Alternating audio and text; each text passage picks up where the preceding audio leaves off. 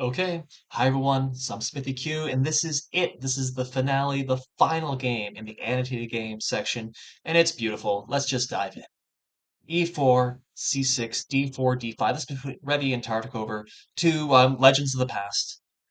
White's going to develop, take, take, and now this funny, Knight F, it's funny, this move was not popular, so this game was played back in 1910. And this move with Knight F6 was considered basically a sideline for like 100 years until very recently with the help of modern engines, and it's now arguably the main line. So it's funny how time is circular in this respect.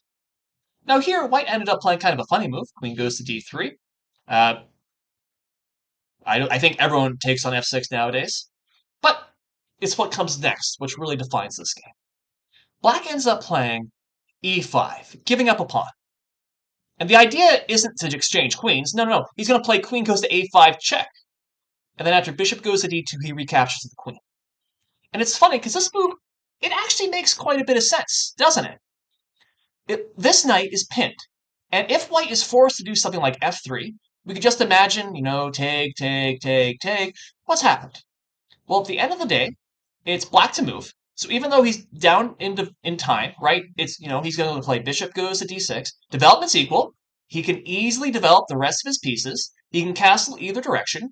There's no queens. It looks like white has the only weakness on the board. It kind of looks like black's doing great. Black is doing absolutely fantastic. If white has to play f3, if white has to play f3. And because this is a course that's been focusing on development and on time, you can probably guess that white doesn't have to play f3. We're going to castle. Oh, baby. So what's the idea here? The idea, of course, is, well, take the knight. How do you want to take it? Take the queen, you lose the queen. Okay, so let's not take with the queen. What happens after we take the knight?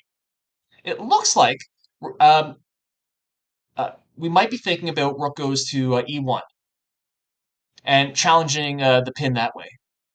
But it's actually the other file that decides black's fate. Queen goes to d8. Absolutely brilliant move. What's the idea? You have to take. Bishop now comes over. Look, it's discovered double check. King has to move. If he goes this way, this is the opera mate, just like we saw at the beginning of the course. It's a fitting bookend. And if he goes the other direction, there is an incredibly rare but beautiful single bishop mate. Look at this. Cutting everything off, and that's game. So just a fitting, brilliant, fantastic, one of the prettiest chess combinations um, of all time. And I've always thought it's rather peculiar because Black's moves, again, it makes a lot of sense. Again, he's playing e5 to get easy development. He's fighting back against the center. The only real problem with this is that he ended up having to move his queen twice. Because he moved his queen twice, that appeared to give white, the inkling that maybe there's something here. Maybe, this violation of principles can be punished. And that's how he came up with castles and then a wonderful queen sacrifice. Now, I haven't been able to verify this, but I've read that it's very that this entire game was Reddy's home preparation. Apparently, this idea, if I remember correctly, with queen goes to d3, was kind of like a main line way back then, over 100 years ago. And this idea by e5 was a well-known strategy by Black.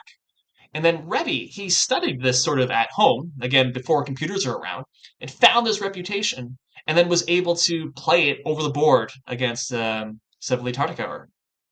Um, it may have also been sort of a composed game, that in the sense that Reddy said, hey, look, I've just refuted this, and then they played it over, or maybe it was a casual game, something like this. Regardless, it doesn't take away its brilliance, and I think it is a wonderful way to end this course. One more time, sacrifice a piece so we can sacrifice the queen. Doesn't matter though, because time is everything. I hope you've enjoyed the course. I hope you learned something. And again, it's not just memorize these moves, it's the ideas and the thought process behind it. But then also make sure you appreciate the beauty of chess. Chess is supposed to be beautiful. That's why you play it, right? And so when you see something like this, just make sure you smile. Even if it's you being checkmated, okay, it's not as fun, but we can always keep smiling. So that's going to be it for me. Thanks for watching, everyone. I hope you learned something. It's been a delight to be your teacher for this. Um, I'll be signing off now. So thanks for watching. Thanks for listening. Bye for now.